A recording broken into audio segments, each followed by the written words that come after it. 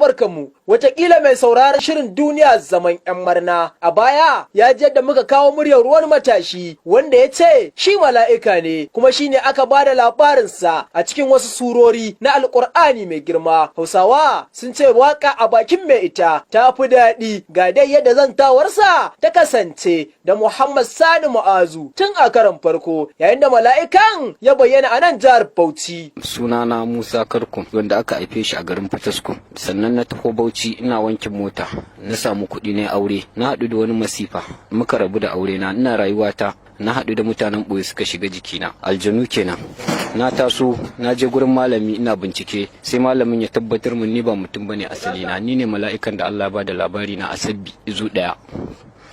Shine na kama bincike sai wani mala'ika ya zo same ni a Abuja a wani ƙauye ina zaune yake ce min tabbas in je in samu malamai a cikin Najeriya ko Bauchi garin da aka fara zalunta ta ko Fataskun in sanar da su da cewa da gaske ni ba mutum bane mala'ika ne amma mala'ikun da suka biyayya wa Allah suna cikin sama suna zaluntar musulunci su suka kirkiri Boko Haram. Kai kana cikin mala'ikun da suka ƙi bin Allah ne ko kai kana cikin wanda suka bi Allah? Ni mala'ikan da ba a yi wa ɗamara ba ne. Ni nan gaba ne ina cika shekara 35 yanzu ina da shekara 34 da watanni. Ina so. Da watanni kai za a ma ɗamara an ma ɗamara to me zai ƙara bambanta ka da mutane?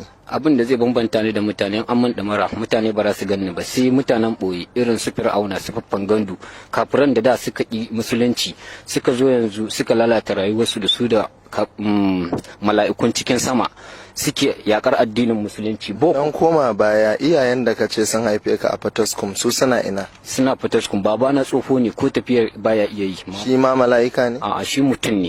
To ya aka yi mutum ya haifi mala'ika? Allah dama haka yake ka tuna da su Abubakari su Sayyidi Ali su Shehu Usmanu dan Sokoto ne. Shehu Sayyidi Ali dan Najeriya ne. Anan amma ban san kasar. Sayyidi Ali kana nufin sahabin manzon Allah wanda matsayin mala'iku ne kuma ka ce dan Najeriya. Dukan su yan Najeriya ne ka tambaya sosai shine yake so in sanar da malamai su yi bincike sosai da mutanen garin cikin Bauchi. Ka ce an kai ne akai maganan ka a sabbi wata aya kenan. Sabbi bismi rabbikal a'la. To wannan ayar binciken Sabiro Karkum ne. A sabbi bismi rabbikal a sabbi din su fefo Ibrahim wa Musa ko Musa ko dan gidan Annabi Ibrahima ko dan gidan Annabi Yahaya. Sufi Ibrahim wa Musa kai ne Musan kenan? Ni ne Musa. To ina ga Annabi Musa kuma da aka aikowa a Taura? Wannan labarin ba shi bane a gabana. Labarin da nake so ku taimaka ku yada a duniya kenan. Wannan labarin Boko Haram. Ga sabbin ba wani aya kuma da sunan ka zuwa Qur'ani? Akwai. Wailul kulluhum wazatul maza wajen kallalayin bazan bulhu dama. Confirm wannan labarin a kaina yake. To ina Musa ya fito a wajen? Musa kalla Musan kenan. Okay, Musa kallon mu. Na'am. Musan kenan. Na'am. Akan ka akai wannan ba. Confirm ka bar wasa da Allah. To baya ba komai bane amma Allah ba daukan mutum ba komai ba. Na'am. To baya ga wannan yanzu ka ce kana so duniya ta san cewa kai ba mutum bane mala'ika ne su iyayenka ka faɗa musu cewa kai fa ba dan su bane? Suna sane ni dan su ne amma nan gaba ba mutum bane ni. Nan gaba ne zaka zama ba dan su ba? A'a baran taba fita ba dan su ba. Abin da yake tafiya kenan. Yanzu a cikin mutane akwai wanda suke da iyaye suke da ƴaƴa mala'iku a cikin mutane bayan da iyayenka? Yi mana ga su Shehu Usman dan Hodiyo a garin nan yayi rayuwa a garin su yayi rayuwa a Gombe. Wannan batu da Musa ke yi na da'awar cewa shi mala'ika ne mai ɗamara ya jawo cece kuce a nan Bauchi inda malaman Islama suka magantu. Imam Hassan Zango ya yi mana ƙarin haske kan shin ko za a iya samun bayyanar wani mala'ika a nan gaba bisa koyarwar addinin Islama? To wannan kaga kenan an samu gane cewa mala'ika ne saboda me da nassan hadisin annabi wato manzon Allah ya nassanta cewa mala'ika ne.